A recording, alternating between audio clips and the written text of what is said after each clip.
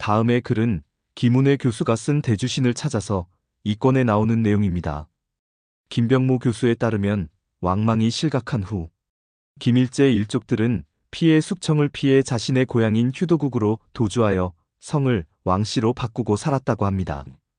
이것은 휴도국 고지에 있는 비석으로 확인이 된답니다. 그 시기에 김일제 후손 중 한 갈래가 신라로 들어오고 그 내력이 문무왕릉비에 새겨진 것이라고 말합니다. 김은혜 교수의 책을 읽다 보면 그가 읽은 책을 통하여 여러 다른 저자들의 생각 등도 엿볼 수 있어 그 읽는 재미가 큽니다. 김병모 교수는 허황 옥루투 인도에서 가야까지를 써서 대중에게 많이 알려진 고고학계의 원로분입니다. 자신의 까만 피부를 실마리로 해서 그 이야기의 원인을 찾아고대 인도의 아유타국까지 거슬러 올라간 그의 상상력은 마치 추리소설을 읽는 듯 흥미롭지만 그의 주장에 대한 반론 또한 적지 않음을 우리는 함께 알아야만 합니다. 혹시 김병모 교수님의 주장에 대해 조금 더 깊이 이해하고자 하시는 분들에게는 이종기 씨가 쓰신 가야공주 일본에 가다라는 책을 추천합니다. 그러나 이 책은 대부분의 인터넷 서점에서 조차 품절이고 도서관에서도 찾기 쉽지 않은 책임을 참고하시기 바랍니다. 그래서 아쉬움도 크죠. 이종기 씨의 주장은 그 진위 여부를 떠나서 그 이른 시기에 그 같은 문제의식을 갖고 자신의 연구에 몰두했던 한 학자의 집념을 볼 수 있어 일종의 경외심까지 들기도 합니다. 아마도 그 이유는 그가 너무 옛날 사람이기 때문이겠죠. 여하튼 허황옥의 역사에 대해 나름 전문가이신 김병모 교수께서 김일제에게까지 그 관심의 영역을 넓히신 것에 대해서 감사하게 생각하고 있습니다. 그래서 말하는 휴도국의 고지는 아마도 기련산맥 일대 혹은 하서회랑 초입 정도가 아닐까 하는데 혹시 음산산맥 일대일 수도 있겠군요. 그곳에서 왕씨로 개명하고 숨어 살았다고 하니 김병모 교수의 책을 통해 확인하고 싶은 생각이 크지만 그 책을 찾기 또한 만만치 않겠죠.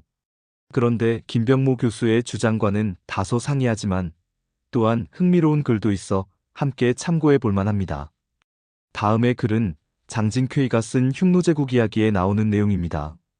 한 정권은 도객 흉노의 수장 유연제위 304년부터 310년까지 수립했다. 도객 흉노는 서한 시기에 한나라에 투항한 휴도왕의 후손들을 이르는 말이다. 한무제 시기 곽거병이 서역을 관리하고 있을 때였다. 흉노의 휴도왕과 혼야왕은 전쟁에서 연이어 실패를 거듭하자 선우의 눈을 피해 한나라에 투항할 마음을 먹었다. 휴도왕이 마음을 바꾸어 먹었고 결국 혼야왕에 의해 죽임을 당했다. 하지만 휴도부는 혼야왕의 통치망을 벗어나기 위해 그를 배반했고 결국 곽거병에게 진압당하고 말았다. 그 후 그들은 농서에서 상군 일대에서 생활하게 되었다. 유연해자는 원해로 도객 흉노의 최고 지도자이다. 그는 명성을 높이기 위해 자신이 남흉노 선우의 아들인 좌현왕 좌부수 유표의 자식이라고 했다. 195년 유표가 좌현왕위를 계승할 때 그의 나이 15세 이상으로 추정된다. 유연이 태어났을 때가 250년 전후인데 그때 유표의 나이가 거의 70세에 가까웠다. 그렇게 연로한 나이에 자식을 얻을 수 있다는 것도 의문이지만 도객부는 애초에 남흉노의 관할하에 있지도 않았다. 유연은 어려서 중원내지에서 생활하며 중원 문화의 영향을 많이 받고 자랐다. 그는 상당히 유명한 유학자 최유에게 모시, 경시역, 사마상서 등을 배운 고도의 지식인이었다. 그는 학문에 능통했을 뿐 아니라 무예에도 뛰어났는데 특히 활솜씨가 출중하고 체력은 따라잡을 리가 없을 정도였다. 유비관우 조조 송권 등이 활약하던 삼국시대는 사마씨들이 조이를 멸망시키고 진나라를 건국함으로써 그 대단원의 막을 내리게 됩니다. 후한이 멸망하고서 드디어 중원이 다시 하나로 통일된 것입니다. 그러나 그 기쁨도 잠시 진나라를 세운 사마씨들은 서로 죽고 죽이는 골육상쟁의 난을 일으키는데 이를 역사에서는 팔왕의 난이라고 합니다. 격화된 팔왕의 난은 결국 바깥 이민족들의 군대까지 끌어들이게 되고 결국 이것이 발화점이 되어 중원은 또다시 556시대라는 전하에 휩싸이게 되는 것입니다. 그리고 사마씨들의 잔존무리들은 남쪽으로 도주하게 되고 그곳에서 다신 진나라를 세우니 이를 동진이라고 하고 이때를 남북조 시대라고 일컫는 것입니다. 이 56국 시대의 첫 장을 여는 것이 바로 김일제의 후손 도객-흉노 출신의 유연인 것입니다. 그러나 그는 이미 철저하게 하나된 흉노인이었습니다. 그가 흉노족 무리를 이끌고 한족의 내전에 참여하게 된 이유도 결국 한족과의 긴밀한 관계 때문이었겠죠. 과거 김일제가 그러했듯이 그도 처음 시작은 한족 왕족에게 충성을 다하는 흉노족이었던 것입니다. 그리고 당연하게 그도 김일제와 같은 휴도왕의 후손인 도객 흉노였고요. 일반적으로는 김일제의 후손들이 왕망에 난 이후에도 떠나지 않고 중원 땅에 머문 것으로 알고 있습니다. 후한 말기 관료였던 김상이나 김선 등의 예로 알 수 있듯이 김일제의 후손들은 한족에 동화되어 그 일부가 된 것으로 보고 있습니다. 그러나 김일제가 죽은 이후 수백 년의 세월이 흐르고 후한조차 멸망하고 다시 삼국시대라는 분열의 시대를 거쳐 그 삼국시대조차 막을 내린 시기에 김일제와 동족이었던 도객 흉노가 엄연히 중원의 변방에 살고 있었다는 사실이 알게 모르게 외면되고 있어 아쉬움이 큽니다. 김일제의 직계들과 도객 흉노가 얼마가 가깝게 서로 통교했었는지는 알 길이 없습니다. 누가 더 철저하게 하나 되었는지를 두고 서로 경쟁했는지 조차 모를 일이죠. 그리고 서로를 경계하며 척을 지고 살았을지도 모를 일입니다. 그러나 도객 흉노가 남흉노와는 별개의 세력으로 고유의 정체성을 지키면서 김일제가 죽은 이후에도 수백 년간이나 존속했다는 사실 자체를 무시해서는 안 됩니다. 그들이 원해서였건 원치 않았던 건 간에 그들이 그들의 이름을 걸고 그들의 정체성을 지키며 살아남은 것만큼은 필히 올바른 평가를 받아야 할 것입니다. 그리고 그들 중에는 연지의 일가도 있었을지 모르는 것이겠죠. 근데 그 이전 과거에 역적으로 몰린다는 것은 멸문지화를 의미했습니다. 더욱 심하게는 삼족을 멸했다고도 하는데 삼족은 친가와 처가 외에도 외가로서 이를 모두 멸함으로써 아예 그 씨를 말리는 것입니다. 그러나 이것도 사람의 일이라 약간의 빈틈은 있어 왔고 그들 중 몇몇은 도주하여 세상과 등을 치고 속세를 떠나 살기도 했죠.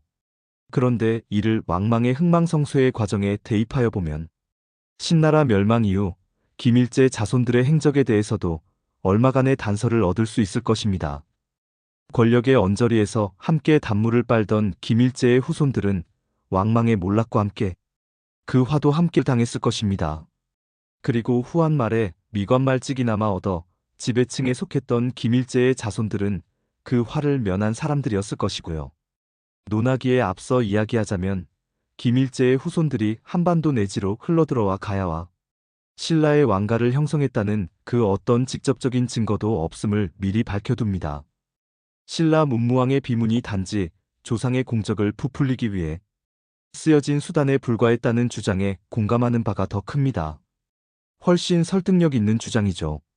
그럼에도 중국에서 후한이 멸망하고 56국의 시대가 들어서고 한반도 내에서는 낙랑군, 대방군 등 후한의 정치 세력이 몰락하고 고구려, 백제 신라 삼국시대가 도래하는 것이 톱니바퀴가 맞물려 돌아가듯 서로 어떤 연관성을 갖고 있었다면 그 같은 주장을 일소에 붙이는 것은 다소 어리석어 보입니다. 김할지란 이름을 근거로 유추해 본다면 한반도로 건너 들어온 흉노족들이 김일제의 도객 흉노족 중에서도 연지 가문의 일가였을 수도 있는 것입니다. 그리고 김수로와 석탈해의 대결이 연장 진계의 동방 정벌 당시 한반도를 거쳐 일본 열도로 건너간 석탈해 계열과 이후 왕망의 몰락과 함께 그 화를 피해 한반도로 이주해 들어온 김수로계의 투쟁의 역사로도 볼 수 있을 것입니다. 고대에는 중국에서 한반도로 넘어 들어올 때 육로보다는 해로가 더욱 수월했었을 것입니다. 연안선을 따라 현재의 김해 지역까지 오는 길이 비록 험했다고 해도 그래도 여러모로 육로보다는 해로가 유리했겠죠. 일부에서는 신라 왕족의 고분 양식이 스키타이의 쿠르간에서 유래했다는 주장도 하고 있습니다. 그러나 둘 사이의 거리와 시대의 간극을 고려한다면 이는 다소 무리한 주장일 수도 있을 것입니다. 그럼에도 이 같은 주장을 무시해서는 안 되는 것이 이는 단지 스키타이와 흉노, 그리고 신라 간의 연관 관계를 밝히는데 그치는 것이 아니라 그 흐름이 일본 열도까지 확장되기 때문입니다. 일본에는 전방후원분이라는 매우 독특한 양식의 고분들이 있습니다.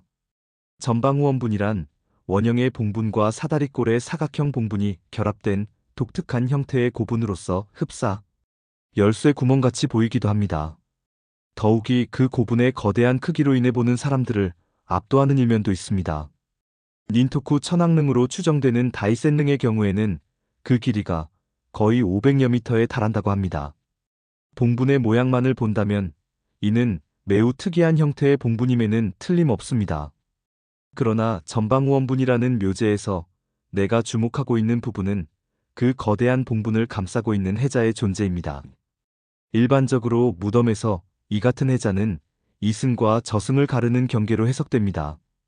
그런데 이는 스키타이의 쿠르간에서도 발견되는 특징이기도 해서 이 둘 사이의 연관성에 대해 의심해 볼 만한 부분이기도 합니다.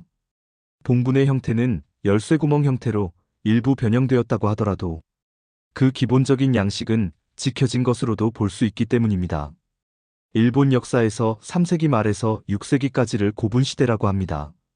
그런데 만약 김해에 정착한 김수로의 일파가 바다를 건너 일본 열도로 건너 갔다는 일부의 주장을 고려해 본다면 혹시 일본의 전방후원분도 한반도를 거쳐 일본 열도로 넘어간 스키타이 흉노의 영향은 아닐까요?